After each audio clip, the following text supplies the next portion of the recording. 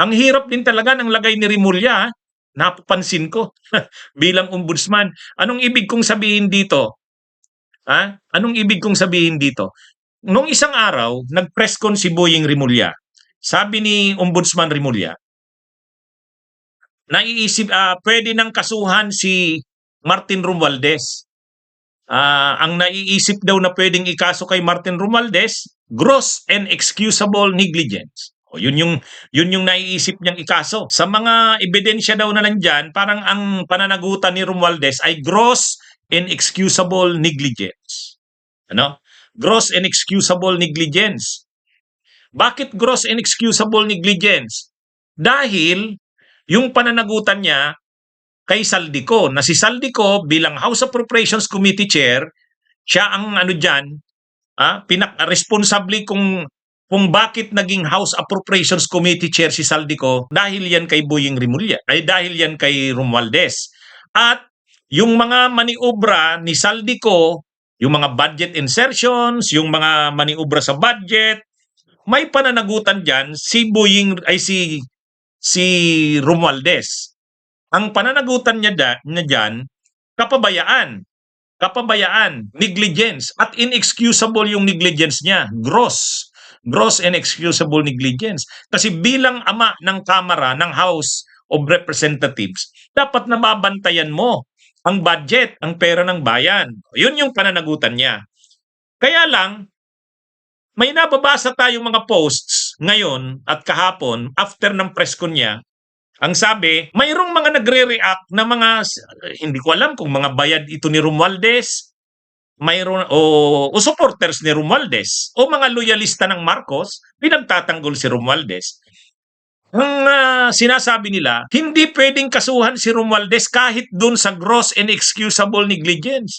Hindi niya pananagutan di umano yun. Kasi bilang speaker ng Kamara, ikaw lang naman ang leader. Pero ang Kamara, collective yan. Ibig sabihin, ang desisyon yan, desisyon ng buong Kamara yan. Hindi naman pwedeng yung desisyon ng speaker yan. Kaya, kung yun ang pinili ng mga kongresista, si Saldico, walang magagawa si Romualdez. At kung nag-insert sila doon sa BICAM, kung nagkaroon ng mga insertions doon, proseso yan ng Kongreso, hindi yun pwedeng pakialaman or kontrolin ni Romualdez. Kaya wala siyang kapabayaan doon. Wala siyang pananagutan doon. Nakukuha niyo yung punto, mga kabunyog, mga kababayan. Anong point ko bakit mahirap ang lagay ni Rimulya? Parang ganito napakababaw na nga ng ikakaso na yon. Kung ang ikakaso ni Rimulya kay Romualdez ay gross and excusable negligence, napakababaw na nun. Hindi na mabigat na kaso yun. Pero ayaw pa rin ng mga supporters niya. Parang yung mga supporters ng Marcos na identified kay Romualdez, pro-Romualdez, umaalma sila. Parang kahit yung kaso na yon na gross and excusable negligence, ayaw nilang makasuhan si Romualdez noon. Kung ikaw si Rimulya, so ano pa palang gagawin mo? Hindi mo kakasuhan si Romualdez? Pag hindi mo kinasuhan si Romualdez, parang pinalibre mo ito, ay magagalit ang taong bayan. Magagalit ang taong bayan. Kaya, kumbaga, hirap yung sitwasyon ni Rimulya ni Boying Rimulya. Kasi, pag kinasuhan niya si Romualdez, ang kinaso niya ay gross and excusable negligence. Sa iba, hindi sang-ayon na ganun lang ang pananagutan ni Romualdez, gross and excusable negligence lang. Masyado namang magaan yon. Yun ang Pero, yung mga supporters ng Marcos, kahit yun na lang magaan na kaso na yun, ayaw pa rin nila. Talagang gusto nila malibre si Romualdez na kahit yung kaso ng gross and excusable negligence ay ayaw nila. Pagka ganyan, mahihirapan si Rimulya. Pag hindi niya kinasuhan si Romualdez, kahit man lang gross and excusable negligence na napakagaan na, magagalit ang taong bayan sa kanya bilang ombudsman. Aakusahan siya ngayon, pinalilibre niya si Romualdez. O, di ba? Kaya ang hirap ng lagay ni Rimulya dyan. Ano pa ang isang bagay na mahirap din kay Rimulya? Yung kay Saldico naman. Nag-press con kanina, yung abogado ni Saldico. Inaakusahan ng abogado ni Saldico, inaakusahan si Rimulya na si Rimulya daw pre-judge na si Saldico. Ang ibig sabihin ng prejudged na, ibig sabihin hinusgahan na si Saldico. Kaya anumang prosesong dadaanan ng halimbawa preliminary investigation, hindi na daw sila nag-iisip mag-submit ng counter affidavit, sabi nung abogado. Bakit? Kasi wala na rin lang naman daw prejudged na daw. Sinabi na daw ni Boying Rimulya na November 11 or November 25 may mga kakasuhan na. At sigurado daw kasama doon sa kakasuhan si Saldico. O bakit pa daw sila magsasubmit ng counter affidavit? So ibig sabihin kahit na lang yung kampo ni Saldico ang tingin kay Rimulya, bias si Rimulya. Prejudged na daw si Saldico. Nakikita nyo mga kabunyog, mga kababayan? Nakikita nyo yung sitwasyon ni Rimulya? Bakit mahirap? Kasi yan si Saldico at saka si Romualdez, kasamahan ni Rimulya yan sa administrasyon. Ako kasi, ang nakikita ko kay Rimulya, siya yung tao ni Marcos. Kung ano ang gustong mangyari ni Marcos, yun yun. Yun yung takbo ng isip ni Rimulya. Bakit? Ano ba ang gusto ni Marcos? Si PBBM kasi, si Marcos, ayaw niya na lumalabas na nakikialam siya sa issue na yan. Ayaw niya. Kasi, syempre, mga alyado niya yan. Alyado niya yung pinsan niya. Si Romualdez. Alyado niya si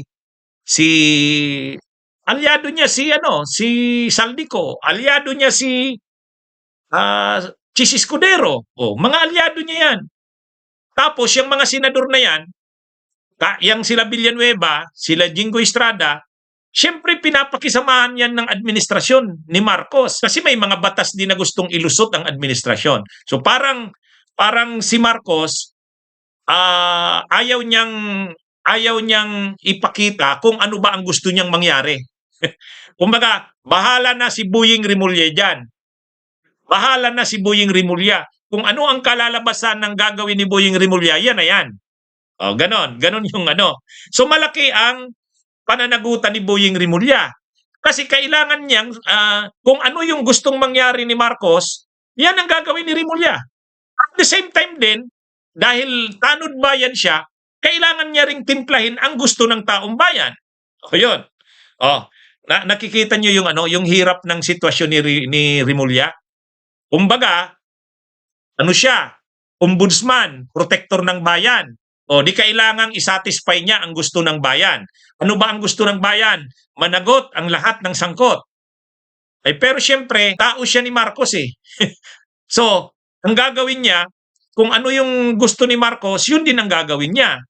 Pero, ang problema, kung gagawin niya yung gusto ni Marcos, may mga alyado sila .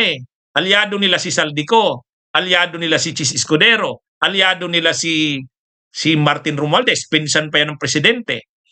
So, anong gagawin niya? Kung ang nakikita kong parang compromise ni Rimulya ganito. Ang compromise ni Rimulya ganito. Kailangang makasuhan si Saldico.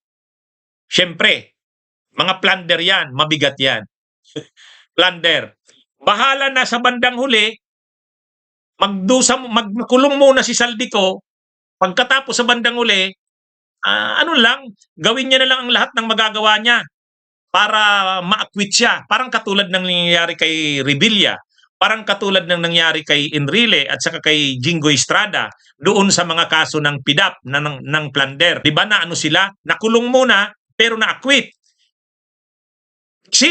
Pagdating kay Saldico, hindi pwedeng magaan ang ikakaso . Hindi pwedeng hindi magaan ang ikakaso.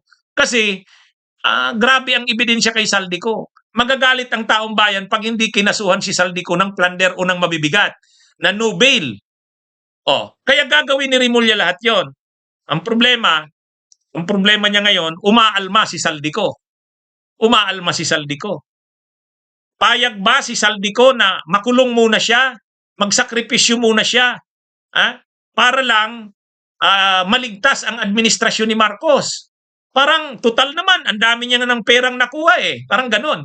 Magsakripisyo na siya, umuwi na siya dito, harapin niya ang kaso, makulong siya. Malay mo, pagdating ng panahon, ma-acquit siya. tutulungan na lang siya ng magagaling na abogado, gagamitin na lang yung koneksyon din, pero magsakripisyo muna siya. Ang problema, payag ba sa ganon si Saldico? Payag ba si Saldico na makulong? Oh, yan yung ano, ha? Yan yung problema ni Saldico eh. Ha? Alam ni Saldico na ano siya, ah ah kailangan siyang makulong. Pag hindi siya nakulong, walang magiging kumbinsido. Ang taong bayan ay hindi magiging kumbinsido pag hindi nakulong si Saldico. Wala yan. Wala yan. O say, okay ngayon. So ang problema ngayon, ang problema ngayon, payag ba si Saldico na makulong siya? Oh, yan yung mukhang hindi pa nila nare-resolve yan. Kasi siyempre magkakasama naman yan, hindi naman magkakaaway yan ngayon. Magkakaaway na ba ngayon sila Romualdez? Magkakaaway na ba ngayon? Wala tayong namumonitor na ganon. Kasi kung kaaway na ni Romualdez si Saldico, i-reveal na ni Saldico ang lahat ng alam niya, magkalaglagan na tayo. Mukhang hindi ganon. Ang problema, payag ba si Saldico na siya muna ang magsakripisyo? Kasi pag nagsakripisyo siya, sakripisyo lang. Siya na lang muna ang makulong. Ngayon, ano naman ang ikakaso kay Romualdez? Dahil wala namang ebidensya kay Romualdez na nagtuturo na kumuha ito ng kickback, lalo na kung wala namang hindi na lumitaw si Gutesa, lalo na kung yung Mark ano ba yun? Ano ba yung apelyido nung isang staff ni Saldico, saka yung si Paul Strada. Lalo na pag wala yun, pag walang mga testigo laban kay Romualdez, hindi naman kukulong si Romualdez sa plunder. Ang pwede lang talagang ikaso sa kanya, yung sinabi ni Remulla, gross inexcusable negligence. Maliban na lang kung ilaglag siya ni Saldico. O ngayon, ang problema ganito. Papayag ba si Saldico? Umuwi na siya, harapin niya, makulong siya, parang matutulan siya kila Revilla, kila Jinggoy. Kaya lang ilang taon yan. Kaya bang magsakripisyo ng ni Saldico? Kahit pinangakuan siyang tanggapin muna, hayaan mo makulong ka. Sa bandang huli, baka naman ma-acquit ka, gagawa na lang ng paraan. Pero wag mo nang ituro kung sino-sino man. Payag ba sa ganon si Saldico? Yan yung problema dyan. Yan yung problema dyan. Pag hindi payag si Saldico sa ganon, magtatago talaga yan. Magtatago. O yan yung Kaya ako, kailangan muna nilang ayusin ang mga sarili nila. Mga kabunyog. Kailangan munang ayusin. Ibig sabihin, dati namang magkakasama yan si Romualdez sa si Saldico. Sa tingin ko naman, hindi pa yan magkakaaway ngayon. Maniniwala ba kayo na hindi nag-uusap si Saldico at si Romualdez ngayon? Wag naman niya. Wag tayong papaniwalain sa ganyan. Si Remulla sa tingin ko, para sa kanya, kasuhan si Saldico. Kasi pag hindi kinasuhan si Saldico ng plunder, hindi yan nakulong, wala. Walang tiwala sa kanya. At kahit ang administrasyon ni Marcos, mahihirapan. Pagtatawanan yan. Lalakas ang kampo ng Duterte, yung mga nananawagan na patalsikin si Marcos resign, lalakas yan. Kasi wala namang nakita ng kaseryosohan. Ang makukulong ninyo si Bryce Hernandez, sila Alcantara. Ang makukulong ninyo yung mga ng DPWH, wala yan. Ang kinakailangang makulong, Saldico. Non-negotiable yan. Pag hindi nakulong si Saldico, wala yan. Kaya lang ang tanong, payag na ba si Saldico na magsakripisyo ng sarili niya? Ako nakikita ko yung problema ni Remulla dito. Hindi. Si Romualdez, kailangan kasuhan niya. Pero ang pwede niyang ikaso kay Romualdez, gross inexcusable negligence. Sinabi yan na ni Boying eh. Sabi ni Boying Remulla, hindi naman pwedeng walang pananagutan si Romualdez. Mayroon pa rin. Alangan namang hindi niya nakontrol si Saldico. Dapat inano niya rin si Saldico. Yung mga ginawa ni Saldico, dapat niya yan, responsibilidad niya yon. Kaya lang, maraming nababasa ako ngayon, maraming mga post ang sabi, hindi naman nag-a-apply ang command responsibility sa Kongreso. Ang command responsibility sa military lang yan. Bakit nyo naman kakasuhan si Romualdez sa ginawa ni Saldico? O yun, nakukuha nyo? Kaya ang gagawin ni Romualdez ay ni Boying, kakasuhan si Romualdez. Gross inexcusable negligence. Ang problema, ayaw nga. Kahit yung gross inexcusable negligence, parang ayaw ni Romualdez niyan. Ayaw ni Romualdez kahit gano'n na kaso. Para naman kay Boying Remulla, Ang gaan na nga ng kaso na 'yan, ha? Ano 'yun, gross inexcusable negligence. Hindi naman ano 'yan, eh, hindi naman napakabigat na kaso niyan. Oh, kumbaga aminin mo na yan, yun ang pananagutan mo. Hindi mo nabantayan ng todo si ano, si Saldico. Oh, o 'di ba? O kaya lang kahit yung may mga pro Marcos na ayaw nila talagang makasuhan si Romualdez. Kahit gano'n na lang. Mayroon din naman mga nagsasabi, ang gaan naman ng kaso na yan ni Romualdez. Ay dapat si Romualdez pareho ng kaso kay Saldico. Pareho sila ng inabang diyan. Kaya lang, ang problema talaga dyan, wala naman kasing ebidensya kay Romualdez na nakumuha siya ng kickback.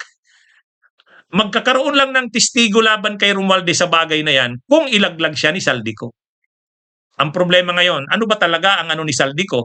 Kung papanoorin natin, kung yung sinabi ng kanyang abogado sa press con kanina, mukhang ayaw mag-cooperate ni Saldico eh. Hanggat kaya, magtatago si Saldico. Siguro, ako sa tingin ko, hanggat hindi pumapayag si Saldico, ayaw makulong ni Saldico. Ibig sabihin yan. Kasi kung handa na si Saldico, ako na lang magsakripisyo. Ang usapan, magsusurrender na siya, babalik na siya sa Pilipinas, haharapin niya na, wala siyang ilalaglag. Hindi niya ilalaglag si Romualdez, wala siyang ilalaglag na mga kaalyado niya. Kapalit naman yan, tutulungan siya nila Romualdez kung ano man ang tulong. Kaya lang, mukhang hindi ganun eh. Mukhang si Saldico ay hindi handa na makulong. Hindi handa na makulong. Hindi yung ginawa noon nila Revilla, yung ginawa noon nila Saldico ay nila Jinggoy na nagpakulong. Linaban na lang yung kaso hanggang sa ma-acquit. Mukhang walang ganung plano si ano eh, walang ganung plano si Saldico eh. Kaya lang pag hindi naman nakulong si Saldico, hindi na pauwi sa Pilipinas, magagalit ang tao sa administrasyon ni Marcos. Bakit magagalit kay Marcos? Anong ginagawa mo? Presidente ka ng Pilipinas, gamitin mo lahat ng kapangyarihan mo. Ayun. Pag hindi na pauwi si Saldico, magagalit ang tao. Yan yung ano dyan. Yan yung ano dyan mga kabunyog. Kaya, mahirap ang lagay ni Remulla. Kasi siya yung mag-i-execute. Siya yung mag-i-execute niyan. Pag wala siyang napakulong na politiko, si Remulla, magagalit ang tao sa administrasyon. Magagalit. Kasi, ang tao nagagalit na nga, ang tagal-tagal wala pa rin nangyayari. Okay, ang pakiusap ng administrasyon, sabi ni Yussi Claire Castro, maghintay lang kayo. Pasensya lang. Ano talaga ito? Mahirap ito. Okay, nagbibigay pa ang tao, nagpapasensya pa, nagtitimpi pa. Pero kung sa susunod na mga araw, ang makukulong lang ay sila Bryce Hernandez, sila Alcantara, sila Diskaya. So, ito mga kabunyog, mga kababayan, ang role ni Remulla, kung ano kumbaga balancing effect ang ginagawa ni Remulla dyan eh. O yun pala ang tama. Balancing effect ang ginagawa ni Remulla. Unang-una, hindi dapat magalit sa kanya si Romualdez. Kasi kabrad niya yan sa frat. Kasamahan nila yan sa administrasyon. Pero hindi rin pwedeng hindi makasuhan si Romualdez. Kaya ang ano na lang dyan ni Boying Remulla, ang ano na lang ni Boying Remulla dyan, kasuhan si Romualdez, yun na, gross inexcusable negligence. Ang problema, yung supporters ni Romualdez ayaw. Ayaw. Kahit yun, ayaw nila. Dapat walang kaso si Romualdez. Kasi hindi naman daw gross inexcusable negligence, bakit naman daw papanagutin si Romualdez sa ginawa ni Saldico? Ayun Anyway, yan yung ano dyan. Saka, magiging malkilalo ang problema ni Remulla pag naglabas ng mga ebidensya si Marcoleta. Halimbawa, napalabas si Gutesa. Tapos yung mga sila Paul Strada, bumaliktad na nga kay Saldico. Nagamit na nila bato. Ayun, nagsalita na. Mahihirapan na dyan si Remulla na hindi kasuhan ng plunder si Romualdez. Mabigat na yon, lalong bibigat ang problema ni Remulla dyan. Lalong bibigat ang problema dyan ni Remulla. Kaya ano ito, kay Saldico sa tingin ko, kaya niya yan. Kakasuhan niya si Saldico. All cost. Kaya lang, ang isa na naman na challenge sa kanya dyan, mapapauwi ba si Saldico dito sa Pilipinas? Nakadepende ng malaki kay Remulla ang pagtingin ng tao, ang tiwala ng tao kay Marcos. Mabigat ang trabahong ginagawa niya.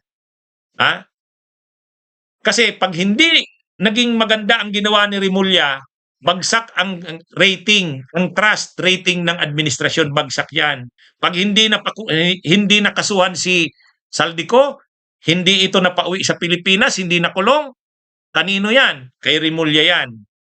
Kanya yan. Oh, yan yung ano. Pag si Romualdez hindi kinasuhan, kahit man lang gross inexcusable negligence, masisira din ang administrasyon. Pinalilibre si Romualdez. Kahit man lang pananagutan dun sa mga nangyari sa Kongreso tungkol sa budget, wala. Walang pananagutan. O yun, medyo ano yan. Yung problema nga, may mga umaalma. May mga umaalma. Halimbawa, supporters ni Romualdez, kahit yung kaso na yun na mag-aana, ayaw nila. Bunyog, bunyog, halikan na kasama ka. Bunyog, kapag buklod ay may pag-asa. Luzon, Visayas, Mindanao, isa ang pananaw. Sa bagong Pilipinas ang bunyog isisigaw.